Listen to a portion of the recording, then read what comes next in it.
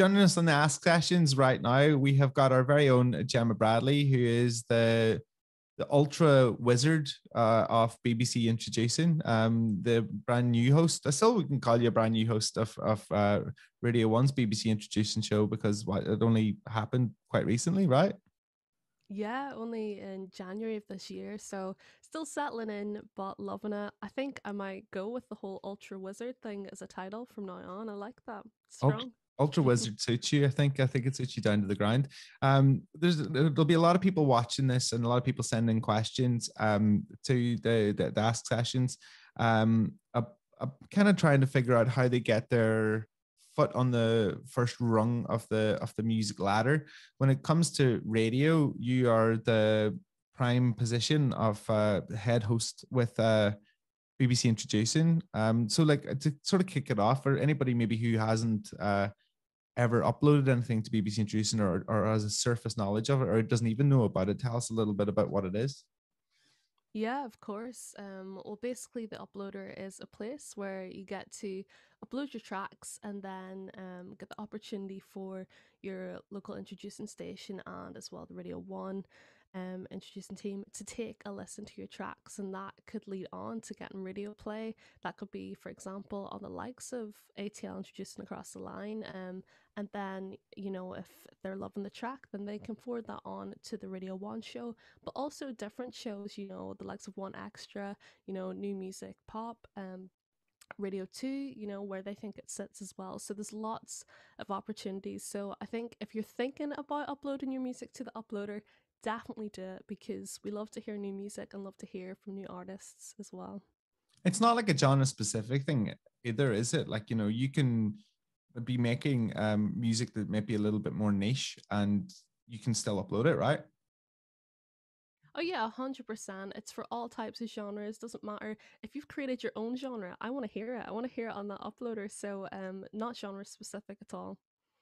And what is it like you look for in a track that you play on your network Radio One show or your across the line introducing show? I mean, I think this answer is going to be quite obvious, but just good songwriting, songs that really well written lyrically and melodically, have things that are really interesting and exciting as well going on within them. I really get excited by new music that maybe I haven't heard something like that before as well. And that really kind of interests me. So it's a little bit of everything, but definitely it always comes back to good songwriting.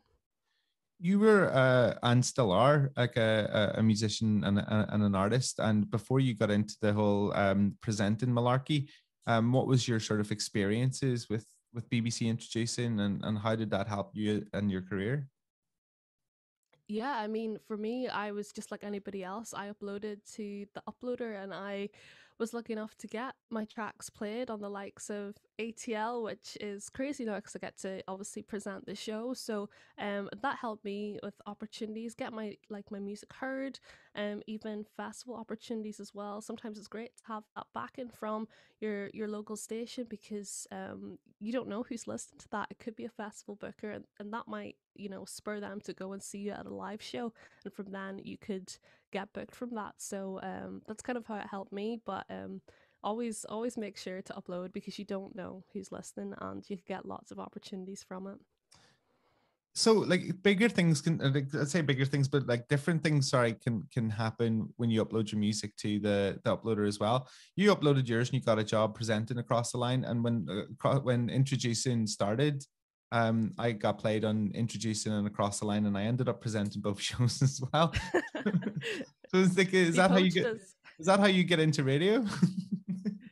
That's obviously the way to do it. Upload your music and you might have a job on the show. It is as But easy as that. yeah, no. There are loads of opportunities that do come. You may be like myself or yourself, Phil. You might end up in the presenting side of things, or opportunities in the sense to play, festivals like Reading and Leeds, Glastonbury. The Introducing have stages all over those massive festivals. They also have the thing called Introducing Live. We had an artist, JC Stewart, which I'm sure you're aware of. You know, he got the opportunity to play Introducing Live a couple of years ago, and now he's onto massive things, you know. So it can be really like a kickstarter in your career and put you in the kind of places where industry people are going to see you as well, where you're exposed to that, and just more opportunities bloom from there. Obviously, like, song is key, and you know, you work in a we work in a sort of audio based environment where, like, you know, the music needs to be good. And you know, what are the other things that like bands need to be getting right to sort of help boost their chances of getting played?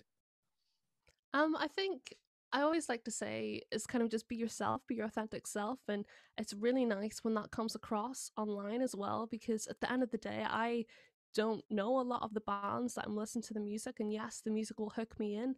But if I can get more of a sense of them online as well, and what they're into and how they kind of put themselves out into the world, that can really make me connect even more with a band. As well. And even little things like just having a biography that tells me, you know, the basics, where you're from, stuff like that, or have something interesting in there that, you know, I'm not going to forget, you know. So it's little things like that, having things like that in place and making sure, you know, that, for example, if you're asked to play a live gig, that you are tight as a band, that you know what you're doing, because again, you never know who's there. And that could just be the night that somebody's there who wants to offer you a massive opportunity. So always be prepared is something I would say. But yeah, those are the kind of main things that I look for. I know, like, we're coming back into a sphere where like live music actually might be a thing again, which is just so weird even talking about it. But like, Mm-hmm. one of the things that always impressed me the most was when like a band would have 100 people at a show or 50 people at a show, because you can see that they're connecting with an audience. And you, like, us as broadcasters and DJs and people who play new music, almost feel like you're missing out if you're not playing them, right? Oh, 100%, 100%. And I think it just adds to the whole vibe of a gig as well, having that atmosphere there, you know? So, I mean, right, this is a difficult question to ask you because I know how you got into radio and as a presenter and a DJ, but it is a question that was written into it, so I will ask it. Do you have any Mm-hmm. advice for someone looking to get into working on radio as a presenter and as a DJ? And I think this is probably better for you to answer than me because you're more at the beginning of your career than I am. Yeah. Well, I suppose, like I say, I didn't get into radio the most conventional way. But I guess kind of advice wise, what I would say is don't be afraid to put yourself out there. At the end of the day, you need to look for these opportunities. 100%. And make loads of demos, make radio demos, make demos in the style you want to do, put it forward to stations if you're at that level. If you have any friends in the industry that kind of know what they're doing, send it on, let them take a listen and give you some advice. And always be open to that constructive criticism as well, because at the end of the day, you really, really want to develop as a presenter in that sense. And I'd also say, like, you know, if you hear a presenter that you like their style, take a listen to what they're doing. You know, pick out the things you like about what they're doing, put it into yours, but make it your own as well, and really find that niche, what makes you you as a presenter. Those would definitely be some of my tips. And have fun as well, Yeah, because I think it's really important when you're presenting. It really comes across when you're being yourself and having fun, and then the audience really loves that too. exactly. Allow yourself a couple of shows of shitting yourself, and then just try and have as much fun as possible afterwards. Gemma, thank you for answering the questions. Thank you for joining us on the Ask sessions today. And I look forward to now being back in Northern Ireland, which must mean that the BBC will put us together for some sort of co-host someday. Probably. Thanks for having me.